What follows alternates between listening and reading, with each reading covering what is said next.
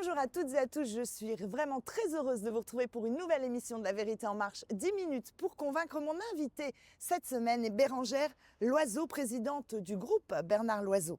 Personnalité fidèle à l'image de son père et qui développe sur la France et même à l'étranger son label attrayant et qualitatif.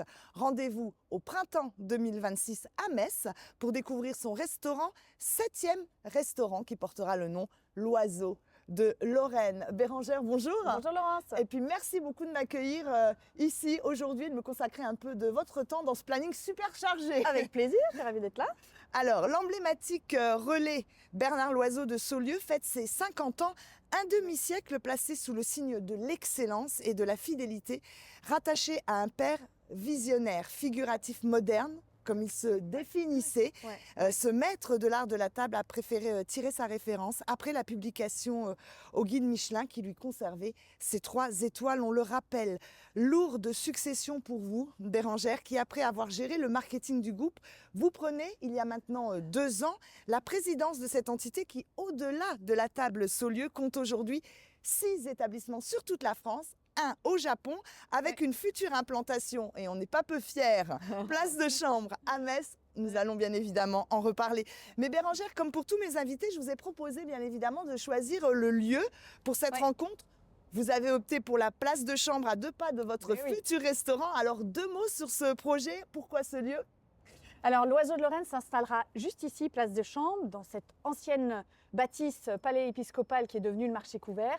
Un lieu splendide, tout revêtu de cette très belle pierre de Jaumont qui égaye toute la ville de Metz. Donc voilà, moi j'étais ravie de vous proposer ce rendez-vous ici. Et puis on aime bien être ici, c'est une jolie place. Et puis j'ai vu que vous aviez regardé aussi les décorations de Noël, vous n'étiez pas insensible. Oui. Alors Bérengère, je ne saurais commencer cette interview sans bien évidemment évoquer votre père. Que représente-t-il aujourd'hui encore pour vous quelque part ? Vous lui rendez ce qu'il vous a apporté en développant autour de son nom un groupe qui est puissant, qui est impactant et qui va être porteur, on l'espère, d'un futur assez rayonnant. Ouais.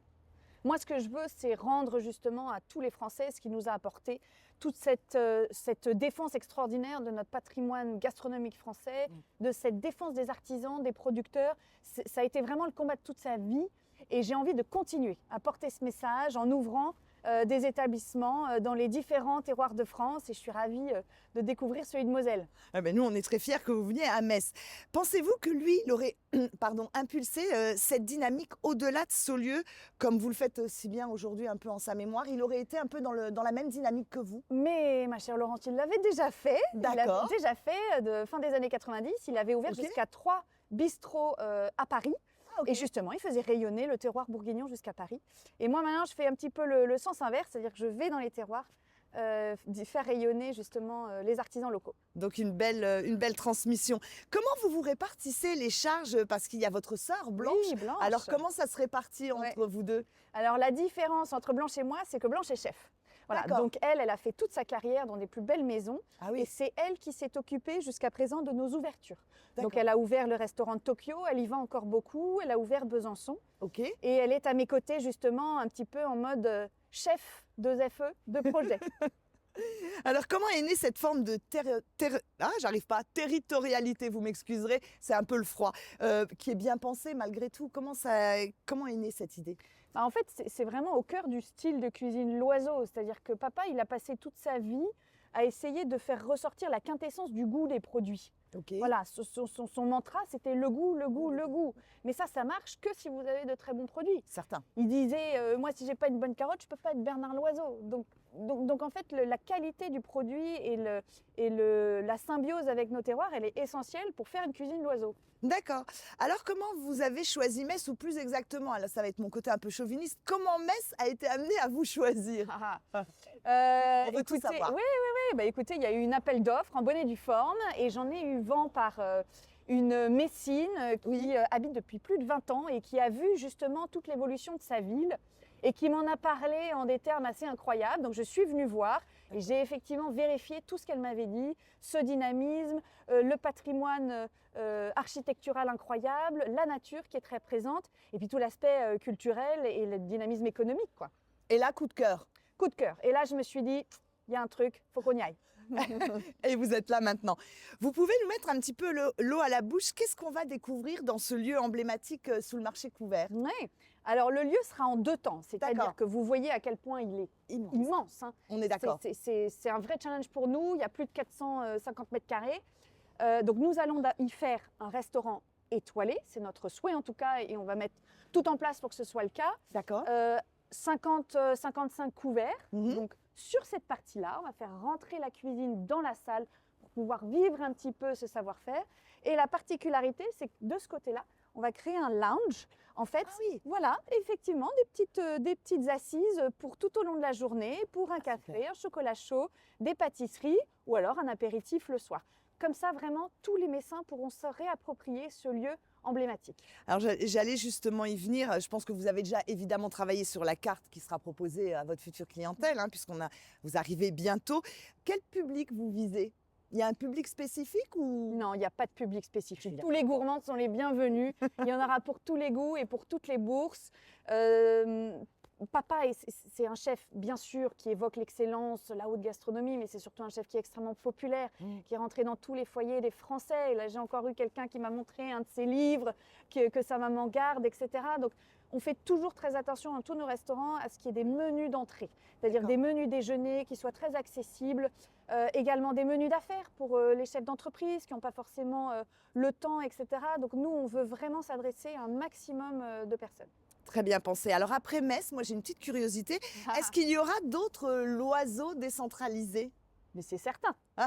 Mais c'est que On le l'entend début. bien, hein, ouais. C'est que le début. On célèbre nos 50 ans, mais on prépare surtout les 50 années à venir. Et là, Alors je vais poser la question. Oui, oui, Mais oui. avant, je voulais qu'on fasse une petite précision sur quelque chose que Oui. vous avez déjà un peu énoncé.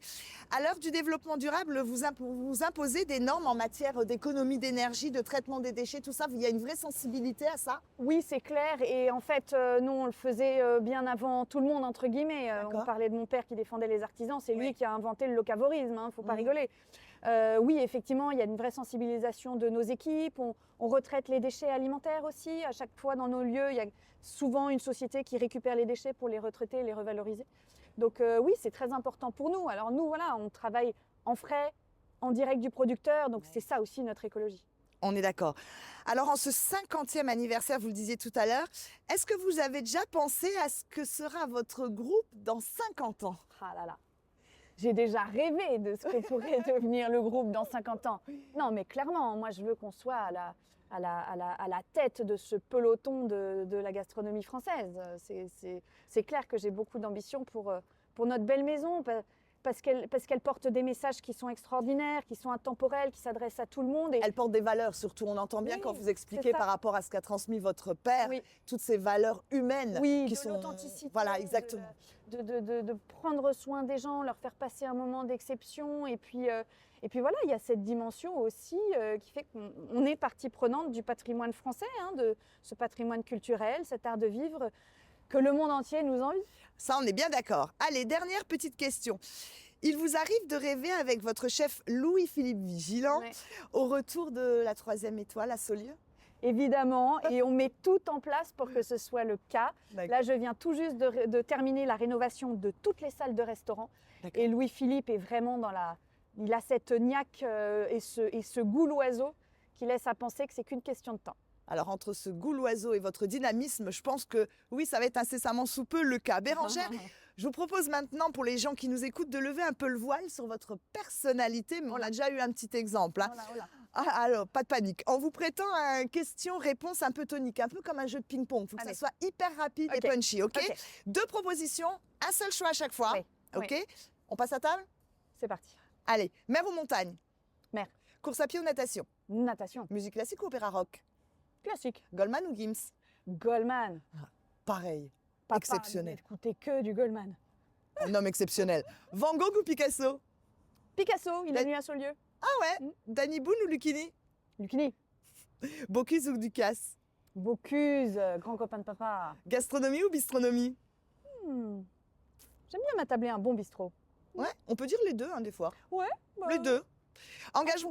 fonction des occasions, ouais. Ouais, des occasions. Engagement extérieur ou formation en interne? Ah, les deux. Circuit court ou produit exotique? Circuit court. Viande blanche ou viande rouge? Viande rouge. Poisson de rivière ou poisson de mer? Les deux, hein. Bah oui, les deux. Les deux. Dessert chocolaté ou salade de fruits? Chocolat. Kir ou spritz? Kir. Au Cassis de Bourgogne. Tête à tête ou repas en famille? Ah, les deux. Innovation gastronomique ou héritage culinaire? Ah bah, l'un ne va pas sans l'autre. On est d'accord. Nous arrivons au terme de cette interview, de ce moment partagé ensemble, Bérengère. Moi, j'aime bien conclure avec mes invités en leur demandant un mot qui a du sens pour eux. Alors, ou dans la vie, ou qui les pousse dans leur projet professionnel ou personnel, mais un mot qui a vraiment du sens, qui représente quelque chose. Ça serait quoi votre mot à vous? Au taquet, au taquet. Au taquet. Que dit des papas tout le temps. Au taquet, au taquet. Il y a un véritable héritage familial, mais on adore ce dynamisme et ce côté punchy. On est super content de vous accueillir bientôt à Metz. Merci. Merci Bérengère pour ce moment, c'était vraiment très sympa. À très bientôt. À très bientôt. Moi, je vous dis, prenez soin de vous surtout. Et puis à la semaine prochaine, nouveau lieu, nouvel invité. D'ici là, je vous embrasse. Bye bye.